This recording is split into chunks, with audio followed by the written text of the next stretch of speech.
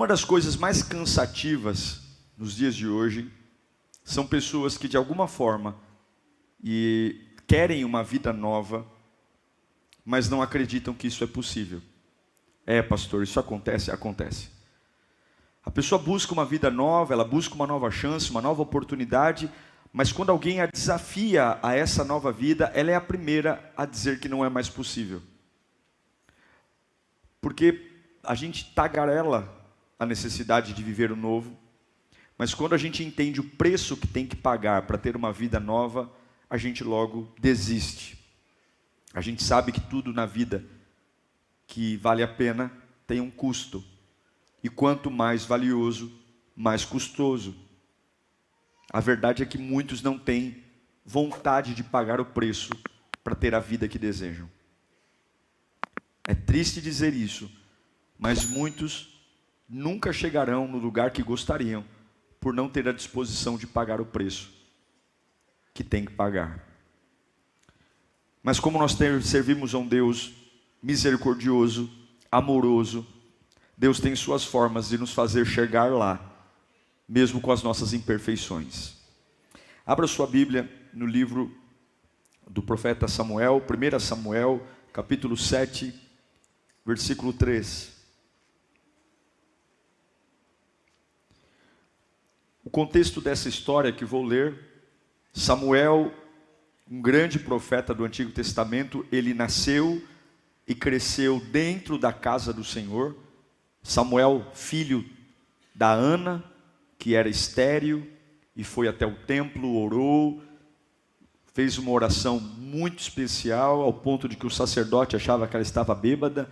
Daquela oração, ela toca o coração de Deus, engravida, e diz que se Deus permitisse que ela engravidasse, aquele filho não seria dela, mas aquele filho seria entregue no templo, e não passaria navalha sobre o seu cabelo.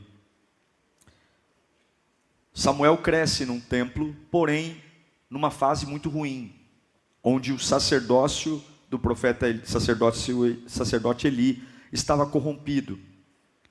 Ele morava dentro de um templo, onde dentro do próprio templo, os filhos de Eli prevaricavam dentro do templo. Mas eu aprendi que Deus sempre traz pessoas boas para lugares ruins.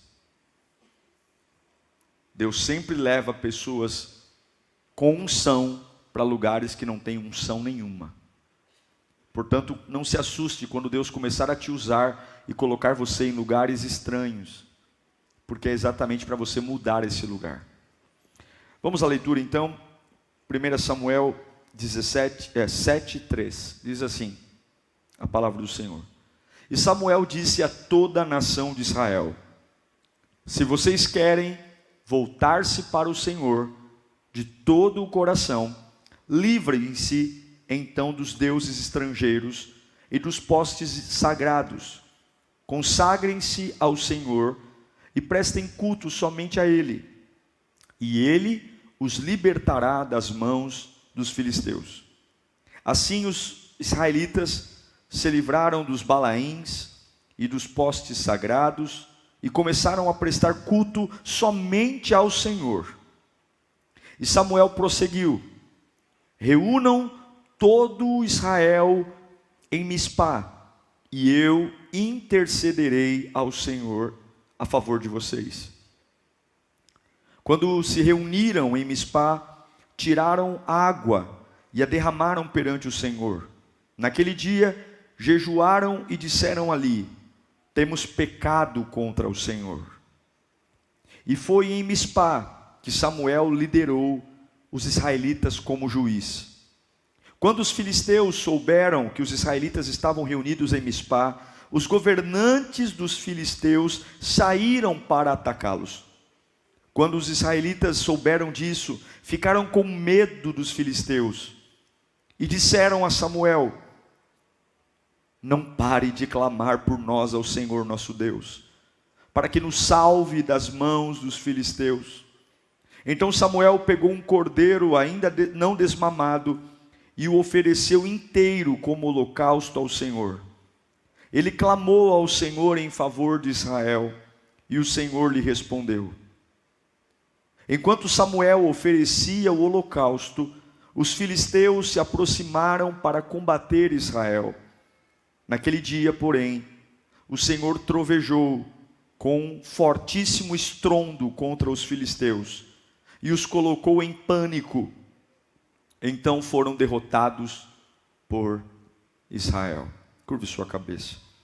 Senhor, é a tua palavra. Nós sabemos o poder que há nela. Sabemos a autoridade que há nela. Sabemos a força que há nela. Se a sua palavra me pegar, eu me levanto. Se a tua palavra me pegar, eu acordo. E eu te peço, Senhor, fala conosco. Fala como o Senhor tem falado, para que o meu coração incendeie, para que a minha alma acorde, para que os meus olhos enxerguem, para que a minha vida tenha sentido, para que eu saia da escuridão, para que eu saia das dúvidas, para que de fato a minha vida esteja no caminho certo, o caminho que me leva à vida.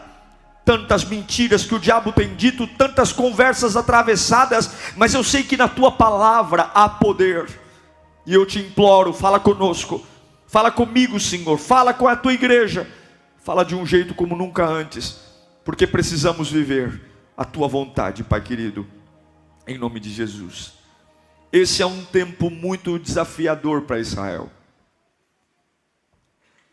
Eles estão tendo que enfrentar uma batalha muito difícil. Sabe qual é a batalha mais difícil? É quando você tem que enfrentar um inimigo que no passado ele já te venceu. É quando você se depara com uma situação que vem em sua direção e você sabe que no passado ela veio e te destruiu. É quando você está bem, está tranquilo, mas você vê os mesmos demônios que te atormentaram na adolescência, vício, pecado, mentira, desemprego, voltando no portão de casa, e você lembra que a última vez que os viu, eles venceram. Os filisteus estão vindo em direção a Israel, e a última vez que eles viram os filisteus ganharam. É difícil você querer uma vida nova quando um problema velho volta. É difícil você querer sonhar algo quando você vê uma crise que te desgastou, vira e mexe rodeando você.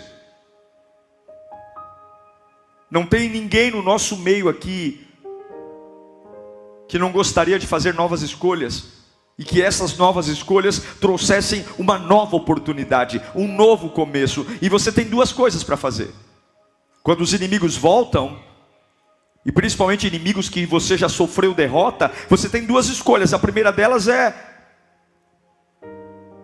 não fazer nada e assumir a capacidade de dizer: olha, eu tive uma experiência no passado e não vou fazer nada, não tem solução, ele vai me destruir de novo.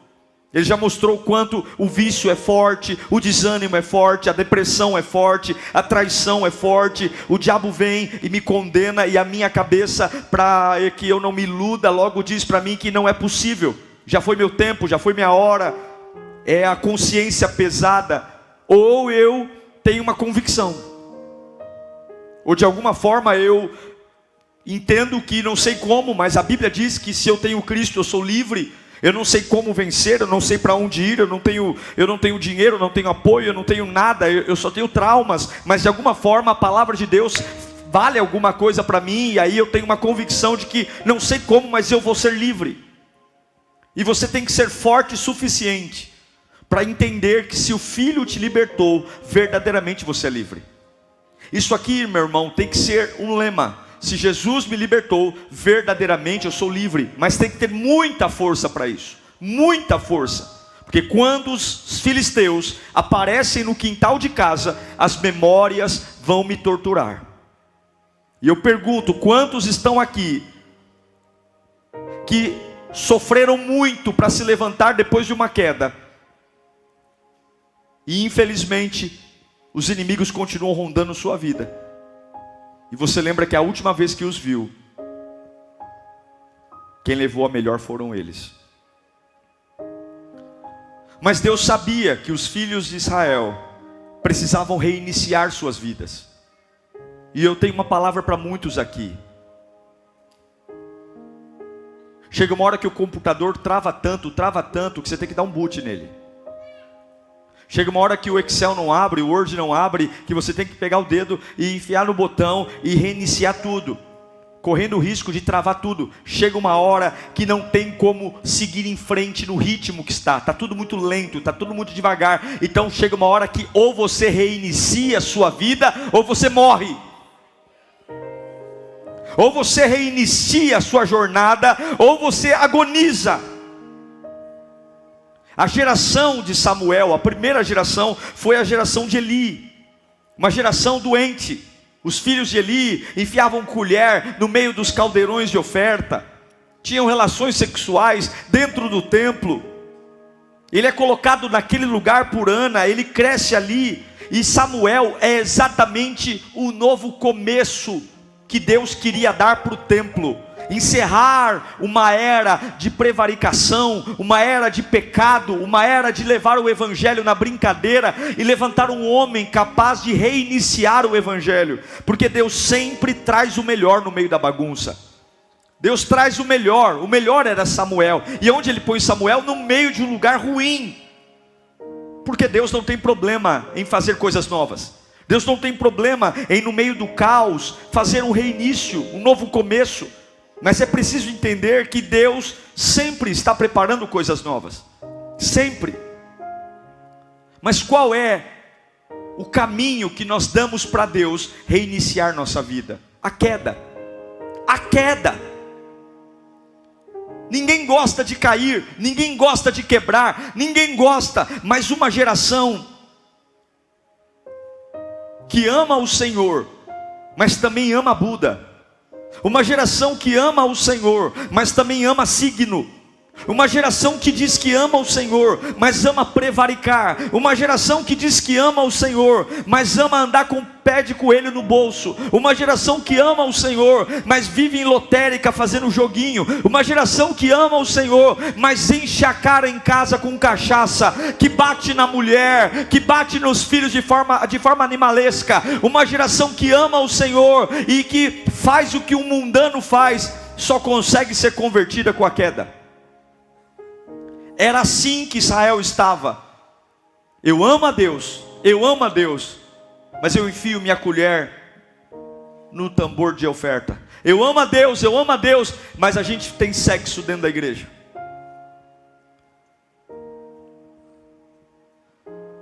É difícil reiniciar por conta de uma praga chamada cultura. O que é cultura? É aquilo que eu estou habituado a fazer. O povo de Israel tinha uma cultura. Uma cultura. E o que é cultura? Cultura é aquilo que eu planto, é aquilo que eu sou, que eu faço. E quebrar uma cultura não é fácil. Culturas não se quebram facilmente. Culturas são coisas que grudam na gente e fazem parte do nosso dia a dia, do nosso estilo. É o tecido que está em nós, que veio da família que a gente mora, da empresa que a gente trabalha. Cultura são coisas difíceis, porque cultura é o que eu cultivo, é o que é importante para mim, é o que é fundamental, é aquilo que eu faço no meu dia a dia. Pessoas muito barulhentas e dramáticas não calam a boca facilmente. Pessoas violentas, acostumadas a bater, e tem a cultura de bater no outro, de agredir o outro, não se tornam pessoas calmas facilmente. Aqueles que são fofoqueiros, que têm a cultura de sempre falar da vida do outro, eles não se tornam pessoas de honra facilmente, porque existe uma cultura de falar da vida do outro, de julgar, e existem várias culturas. E o povo de Israel estava numa cultura de pregar culto a Deus, mas trazer ídolos, balaíns. E Deus está dizendo: eu preciso quebrar essa cultura, porque se eu não quebrar essa cultura, vocês não reiniciam. E se vocês não reiniciarem, a minha glória não vem, o meu poder não vem, porque eu os amo. Mas o que vocês fazem está matando, a cultura está matando. E como é que se quebra uma cultura? Com a queda. Como é que se quebra uma cultura? Com a queda. Os filhos de Israel se tornaram idólatras, apóstatas, e Deus começa a quebrar a cultura. E o que Deus usa para quebrar a cultura? Os filisteus. Os filisteus não vão enfrentar Israel só porque o diabo quer, não. Deus está liberando os filisteus para vir. Se você tem um parente viciado em droga, por mais que você o ame, e por mais que você tente fazer o melhor para ele, você não é capaz de fazê-lo mudar de cultura. Se você tem uma pessoa na sua família que tem o hábito de mentir, você pode aconselhar, mas o homem não tem o poder de quebrar a cultura de um outro homem.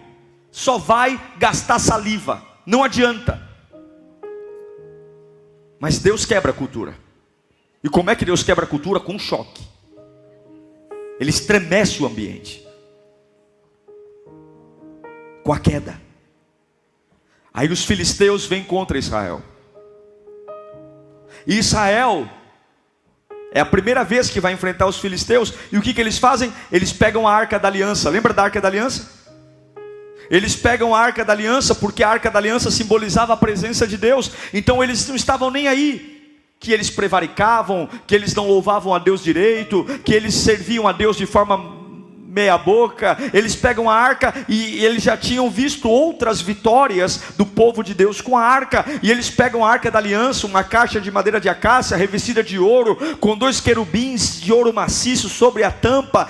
Dentro da arca havia a vara de Arão, a tábua com os 10 mandamentos, o maná que simbolizava a provisão no deserto. Eles vão para a batalha cheios de si, como muitos são. Cheios de si, Deus me ama, Deus tem plano comigo, eu sou servo de Deus. E eles vão com a sua cultura de servir a Deus parcialmente, de amar a Deus do jeito deles. E assim como muitos hoje servem a Deus, servindo a Deus parcialmente, de uma forma mequetrefe, de uma forma falida, de uma forma sem entrega. Eu sirvo a Deus, mas eu mantenho a minha cultura. Eu sirvo a Deus, mas eu mantenho a minha forma de pensar. Eu sirvo a Deus, mas eu dou a Deus o que eu quero dar. E eles vão para a batalha. Porque se eu servir a Jesus um pouquinho, tá bom. Se eu obedecer a Jesus um pouquinho, é o suficiente para eu vencer a luta, a angústia. E dessa vez eles vão levando a Arca da Aliança, e eles gritam diante dos filisteus: "Uá!" E para surpresa deles, preste atenção, Deus não faz nada. A arca estava presente, e naquele dia 30.000 soldados de Israel morrem. 30.000 homens caem mortos no chão. 30.000 famílias entram em luto. 30.000 mulheres chorando por conta de seus homens. Não só os 30.000, como os 2 filhos de Eli morrem, Ofni e Finéias. E quando o sacerdote Eli fica sabendo que a Arca da Aliança foi capturada pelos filisteus, ele era gordo, obeso. Quando ele fica sabendo, ele cai da cadeira, quebra o pescoço e morre. Foi um choque. Eles achavam que Deus estava com eles. Eles tinham a Arca da Aliança. Mas um dia de vitória e triunfo se transformou num dia de luto e vergonha. Deus estava dizendo algo para Israel. Deus estava dizendo: eu preciso quebrá-los para voltar a usar vocês. Eu preciso quebrar a cultura, porque com essa cultura eu não consigo tocar em vocês. Eu não consigo encher vocês. Eu não consigo pôr meu espírito em vocês. Eu não consigo fazer a minha glória transbordar em vocês. Eu preciso quebrá-los. Eu estou cortando a cabeça dessa velha cultura para colocar uma cabeça nova. Eu estou cortando esse novo pensamento, esse jeito de me cultuar, esse jeito de me adorar, esse jeito de me servir.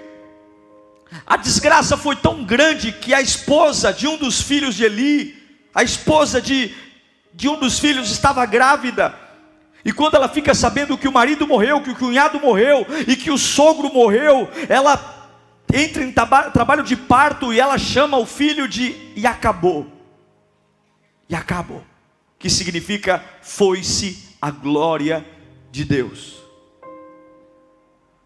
A glória se foi. Meus irmãos, nós não podemos usar a Deus numa velha cultura. Nós não podemos querer viver o melhor de Deus com uma velha cabeça. Nós não podemos querer viver a presença de Deus suavizando o que é sério. Nós não podemos querer nos encher de emoção num culto e sair por essas portas e não entender o que é evangelho, e nós entender que a comunhão com o Pai vem de uma mudança de cultura. Porque se alguns acham que dá para misturar nossas coisas com as coisas de Deus e tudo ficar bem, é um erro. Dá para conciliar meu vício, dá para conciliar o meu pecado, dá para conciliar minhas manias. E muitas vezes a única alternativa que nós damos a Deus é a queda. Mas infelizmente alguns, até quando caem, se revoltam ainda mais, ao invés de trocar a cultura. Tem pessoas que te ajudam e não te ajudam mais. Tem pessoas que eram seus amigos e não são mais. E Deus não se pode usar numa cultura velha.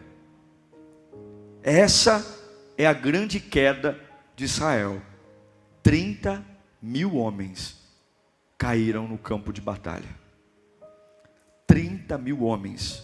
A arca da aliança levada cativa. Mas a minha Bíblia diz em Hebreus 12:6, fica comigo: pois o Senhor disciplina quem?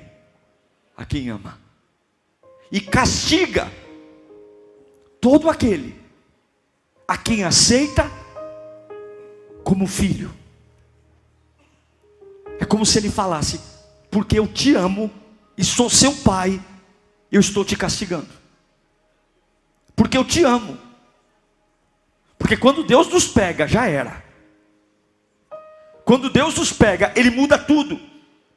E eu sei que muitos de nós estão aqui hoje, sentados bonitinhos nesse culto, ou online, assistindo exatamente pela experiência da queda. Muitos estão aqui ouvindo esse sermão por conta da queda, por conta do susto, por conta da porta que fechou, por conta daquilo que estava de vento em polpa, e de repente o barco vira. Muitos encontraram a Deus por conta de um caos, de que eu realmente não sei mais o que acontece, mas eu não sou mais bom no que era antes, eu não tenho mais controle sobre o que eu faço. Se nós pararmos de querer ser professor e aluno e começar a aprender com o que Deus está fazendo, eu vou te falar uma coisa: eu não ligo se você vem à igreja e não quer bater palma. Eu não ligo se você vem à igreja e não quer cantar. Eu não ligo se você vem à igreja e não quer ouvir uma palavra com paixão. Mas deixa eu te dizer uma coisa: quando o câncer pega você, você vai adorar com paixão. Vou te falar uma coisa: quando a tua casa estiver de cabeça para baixo, você vai chorar muito na hora da oração. Vou te falar uma coisa: quando você tiver mais dívida do que dinheiro, e você estiver a ponto de enlouquecer, você vai levantar as duas mãos e clamar por socorro. Você vai fazer isso. Quando você precisa de algo, você pula, você fala em línguas, você bate o pé, porque a queda nos aproxima de Deus.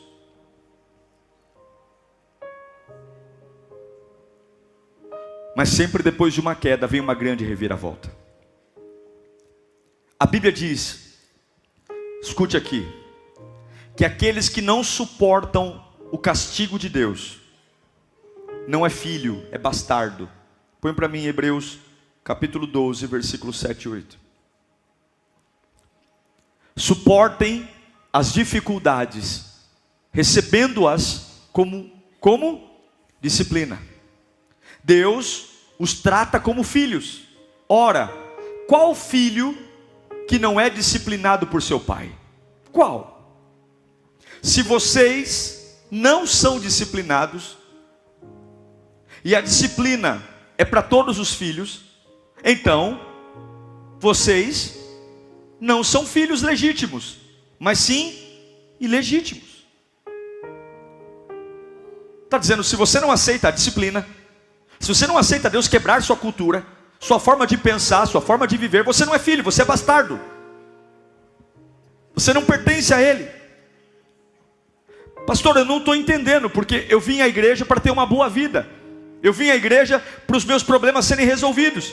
Eu vim aqui, pastor, estou me esforçando, vim de longe, peguei carro, metrô, ônibus, eu vim para eu ter esperança, e o senhor está dizendo para mim que Deus, porque me ama, vai me castigar. Eu não quero castigo, eu já estou sendo castigado demais. Não, Deus não quer te castigar, Deus quer quebrar uma cultura, porque sem essa cultura você não reinicia a sua vida.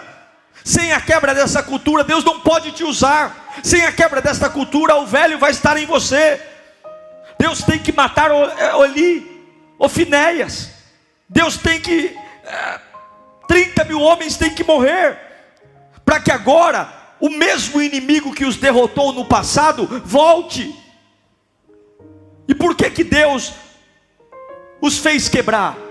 Porque Deus quer punir? Não, porque o povo é teimoso. Nós somos teimosos, nós não mudamos, nós somos frios, nós brincamos com as coisas de Deus, brincamos em servir a Deus, brincamos com a palavra, brincamos com o culto, a gente suaviza tudo, a gente não leva a Deus na prioridade, e Deus nos ama, e quem ama tem conversas sérias. Quem ama não passa a mão na cabeça, quem ama confronta, quem ama mostra a verdade, quem ama prefere que o outro fique magoado com ele pela verdade, do que bater papo em alegria, debaixo da mentira. Quem ama, disciplina. Quem ama, não espera o mundo disciplinar, mas disciplina em casa. O próprio Salomão manda usar a vara. E aquele que não é disciplinado, é bastardo. E nós não somos bastardos. Nós somos filhos de Deus, amados pelo Pai, queridos de Jesus, herdeiros de Deus e co-herdeiros com Cristo, imagem e semelhança do Criador, povo eleito, nação santa, povo adquirido, povo que não é um erro, mas é um povo sonhado muito antes de existir a terra, o céu, o universo, um povo que é amado de Deus. Sim, meus irmãos, a ignorância provoca vítimas. Sim, a teimosia matou 30 mil pessoas. E agora vem Samuel, o mesmo inimigo que os derrotou e matou 30 mil homens, está de volta. E eu pergunto para você, o que você aprendeu com as últimas derrotas? É triste perceber pessoas que têm um rastro de derrota e não têm coragem de mudar suas vidas. E agora Samuel está lá.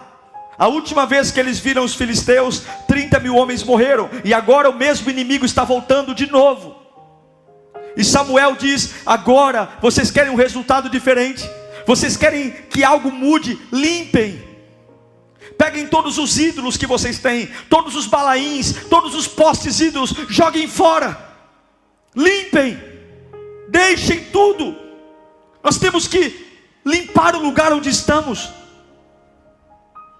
Não adianta você estar servindo a Deus e ter coisas estranhas na sua vida. Não adianta você estar querendo servir a Deus e ter coisas da vida velha na sua vida. Ah, pastor, mas eu tenho medo de jogar aquela imagem fora. Eu tenho medo de magoar o meu pai, a minha mãe. Se você quer que o inimigo que já te destruiu antes seja derrotado, você tem que limpar a sua vida. Você não vence o cigarro, não vence a bebida, não vence o pecado, não vence a crise financeira, se você continuar fazendo as mesmas coisas com a cabeça velha. Já foi destruído uma vez, será destruído de novo. E agora tem um contraste. Nós lemos esse texto. Samuel diz, orem.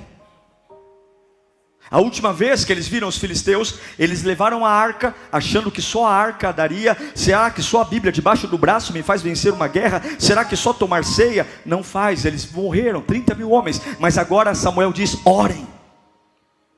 Antes eles não oravam.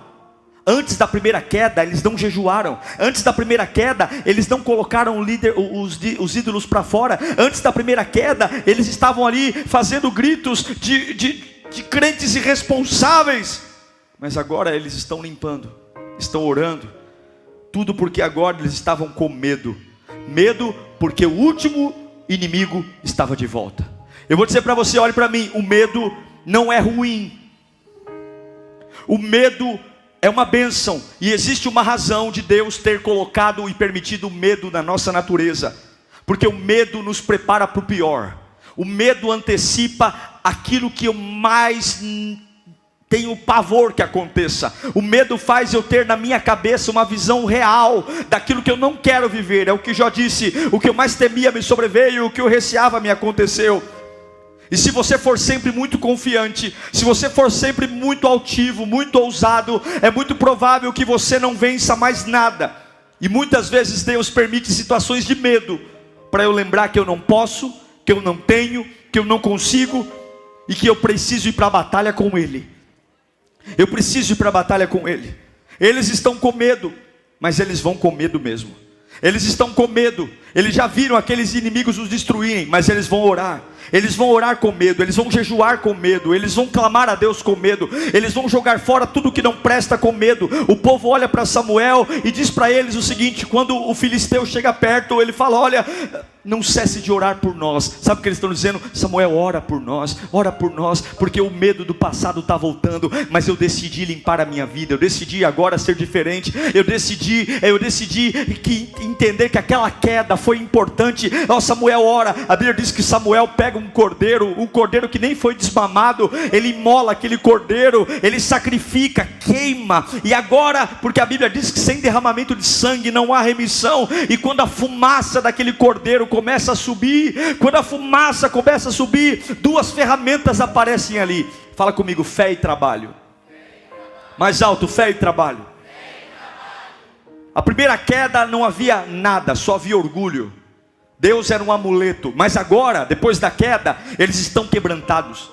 E agora eles têm fé e trabalho, porque não adianta orar e não trabalhar, não adianta trabalhar e não orar. Eles estão orando e estão entregando sacrifícios, eles estão enfrentando um desafio. E eu sei que muitos aqui estão sendo nesse momento testados, porque inimigos do passado estão voltando. Coisas que no passado te envergonharam estão voltando. Coisas que no passado tiraram coisas de você estão voltando. Coisas que no passado derrotaram sua família estão voltando. Coisas que no passado causaram pesadelos estão voltando. E Deus está dizendo: pare de olhar para quem está voltando e olhe para a minha comunhão contigo. Pare de olhar para quem está voltando. O diabo nunca vai definir sua vitória ou sua derrota. É o que está dentro de você que define quem ganha e quem perde.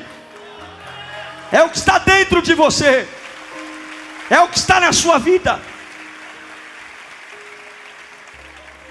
Não adianta pedir uma vida nova e ficar sentado. Não adianta pedir o agir de Deus e ficar sentado. Não adianta pedir um emprego e ficar sentado. Em algum momento você vai se dar conta que a vitória é a junção do trabalho com a fé. É a unção da fé de crer com fazer alguma coisa. E agora chega o grande confronto. E a Bíblia diz que quando eles estão ali quebrados, jogaram os ídolos fora, estão orando, jejuando, tomados de medo, a Bíblia diz que vem alguma coisa do céu. Deus sempre responde ao homem que se quebranta. A Bíblia diz que Ele não resiste a um coração quebrantado. Escuta aqui, levanta sua mão bem alto. Fala comigo: diabo, não é porque você estragou a minha primeira festa que a minha festa acabou. Fala mais alto: Satanás, não é porque você estragou a minha primeira festa que a minha festa acabou. Hoje é dia de reiniciar a vida aqui. Baixa as mãos. Eles estão com medo. O mesmo inimigo que acabou com a primeira festa está voltando, mas não vai ser igual. Fala comigo: não vai ser igual. É hora de confronto. Fala para o seu irmão: é hora de confronto. Fala para o seu vizinho: é hora de confronto.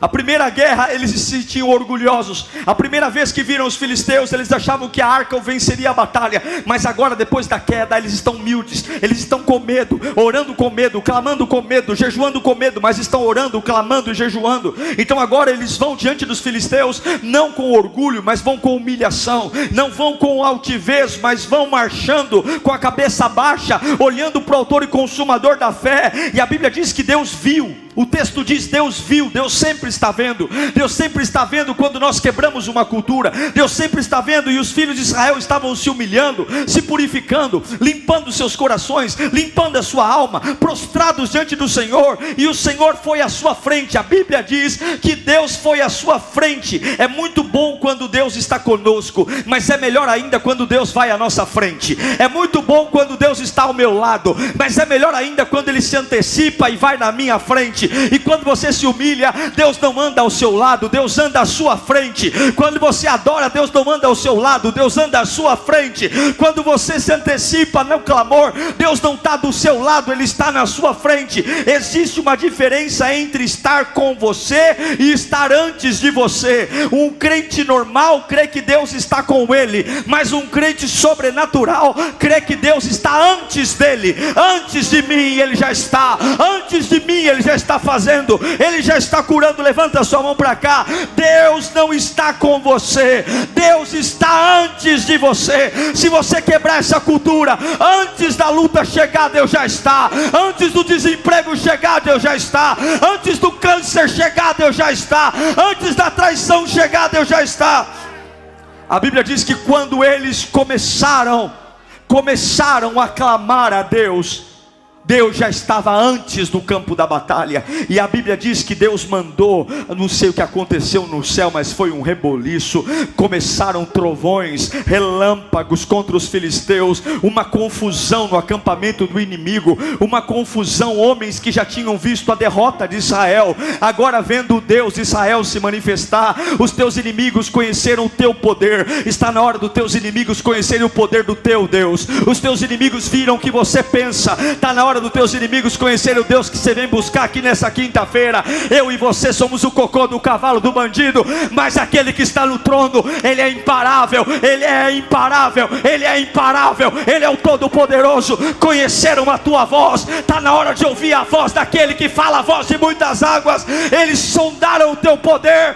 A Bíblia diz que os filisteus, a primeira vez eles viram um povo orgulhoso sem unção, mas agora vê um povo quebrantado, temente a Deus. A primeira vez eles viram um povo pomposo, cheio de normas, cheio de pompa, cheio de roupa bonita, orgulhosos, gritando. Mas agora vê um povo de joelho, levantando a mão para o céu e clamando por misericórdia, e dizendo: Samuel, ora por nós. Eles pensam que você está humilhado porque está com medo deles. Eles pensam que o povo de Deus estava ajoelhado com pavor, mas eles vão ser confundidos, porque não estamos de joelho porque temos medo do inimigo. Estamos de joelho porque dependemos do autor e consumador da nossa fé. Nós não calamos a boca diante dos adversários porque somos frouxos. Calamos a boca diante dos adversários porque é o Senhor que vai falar por nós. Nós não perdemos uma guerra na conversa porque somos covardes, mas entendemos que enquanto gritam, eu me ajoelho para que o autor e consumador da minha fé quebre a cultura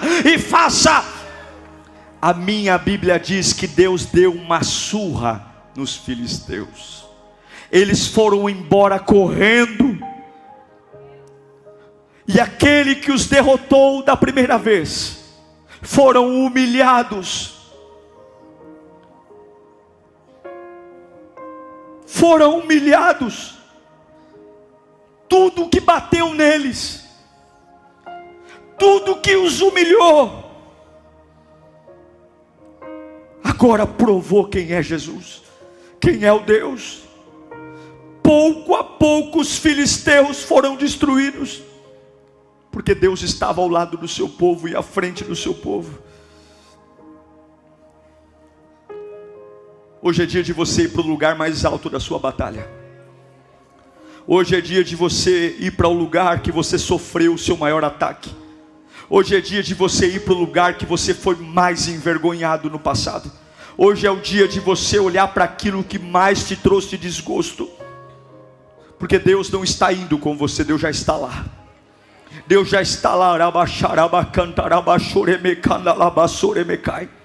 E tudo que aconteceu com você é porque Deus te ama e Ele quer usar você. Tu, pastor, eu não entendo, eu tenho revolta. Pega essas revoltas, para de ser besta. Pega essas revoltas, deixa sair pela urina, porque Deus não fez nada para te destruir. Eu e você que éramos bicho enjoado, eu e você que servíamos a Deus do nosso jeito, revoltados, nervosos, preguiçosos e totalmente pecaminosos, e Ele falou: eu vou deixar cair uns 30 mil homens, eu vou destruir uns Ofni e Finéias, para lembrar que eu sou todo poderoso. Tem hora que Deus tem que fazer você cair para você voltar ao normal. Tem hora que o celular trava e você tem que apertar os 2 botões e reiniciar. Porque você não desliga tudo na sua vida agora para voltar ao normal. Por que você não desliga tudo? Sabe essa vida espiritual sua que não vai? Por que você não reinicia tudo hoje? Por que você não enfia o dedo no botão e fala: hoje eu vou recomeçar? Senhor, eu vou jogar fora os ídolos, eu vou jogar fora o orgulho. Senhor, eu vou me humilhar diante de Ti, porque eu não vou deixar o que me destruiu no passado me destruir de novo. Eu não vou deixar. Esse culto é um culto para você resetar a sua vida. Esse culto é um culto para você reformar a sua vida. Porque sem reforma, o que te venceu no passado vai te vencer de novo. Eu quero orar por você. E eu quero que você pense na sua fé agora. A maior vitória é depender de Deus. E eu não quero ser derrotado pelo que me derrotou no passado. Eu não quero de novo que os filisteus me envergonhem. Eu não quero. Já chega as lembranças. Já chega a vergonha. 30 mil homens. E eu era crente. E eu carregava a Bíblia. E eu levei a arca. Mas não. Oh, Senhor, eu não quero ver de novo o pesadelo voltando. Eu não quero ver de novo aquela fase voltando. Eu não quero. Então eu vou limpar, eu vou resetar, eu vou apertar o botão. Eu não quero mais saber o que aconteceu antes. Eu não quero mais saber as desculpas que eu dei. Senhor, está aqui, ó Senhor. Samuel, ora por nós, Samuel. Samuel, ora por nós, Samuel. Eu estou jogando fora. Eu estou jogando fora aquilo que me lembra. Eu estou jogando fora os guias. Eu estou jogando fora as imagens de gesso. Eu estou jogando fora essas amizades que não me levam para lugar nenhum. Eu estou consertando a minha vida. Eu estou consertando a minha santidade. Eu estou consertando a minha conversa. Eu estou consertando os lugares que eu frequento. Eu vou jogar foto fora. Eu estou começando uma vida nova hoje. Eu estou começando porque esses filisteus até agora eles pisaram em mim, mas no meu Deus eles não vão pisar. Chega. Deus quer me usar, é por isso que Ele está quebrando, é por isso que Ele quebrou você, é por isso que de repente você perdeu, é por isso que de repente as coisas não estão funcionando, é por isso que de repente você que estava certo de uma vitória não venceu. Mas eu não aceito a disciplina, então você é bastardo. Porque aquele que é filho aceita a disciplina. E o que é aceitar a disciplina? É que quando nada der certo, eu me ajoelho, não para me render ao inimigo, mas para depender de Deus. Quero que você feche os seus olhos nesse instante. Curve a sua cabeça. O apóstolo Paulo diz: examine-se, pois, o homem a si mesmo. É muito gostoso quando a gente vem a um culto e a gente recebe uma palavra de levantar, da glória, aleluia, receba. É muito gostoso, mas também é entender que tem vitórias que começam por limpezas. Tem vitórias que começam por resetar o programa. Não dá mais para conciliar Deus com o mundo. Não dá mais para conciliar a vida velha com a vida nova. Não dá mais para eu querer ser alguém novo com características velhas. Não dá mais. E é por isso que alguns estão de novo caindo nos mesmos lugares, sofrendo. Limpa, consagra teu lar, limpa a tua casa, comunica dentro de casa, aqui mora um crente, que dentro de casa mora um crente. Esse tipo de música não entra aqui, esse tipo de assunto não entra aqui, esse tipo de conversa não tem aqui. Olha, eu sou crente, não me convida para ir para esse tipo de lugar, porque eu não vou. Não, por quê? Porque eu estou cansado de ser derrotado, eu estou cansado de viver marcado pela desgraça, eu estou cansado de achar que estou curado, e quando vem o passado de volta, eu caio. Eu estou cansado de me enganar, viver de fases, viver de temporada. Uma época do ano eu estou bem, estou maravilhoso, mas quando chega aquele mês fatídico, que eu lembro,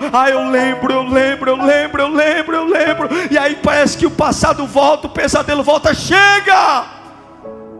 Deus está te quebrando para usar. Tem poder reservado para você, tem unção reservada para você, tem uma autoridade reservada para você, tem uma vida nova, uma vida que não tem nada a ver com o pecado dos outros, uma vida que não tem nada a ver com o lugar de onde você veio, uma vida, ele pecou, Ofni e Finéias pecaram, mas você é Samuel, você não é ele, você é Samuel, e Deus tem uma aliança nova para você. Teu pai e tua mãe erraram, teu pai fez bobagem, tua mãe fez bobagem, o lugar que você trabalhou fez bobagem, mas você é diferente, você é especial. Há algo vindo sobre a tua vida aqui hoje.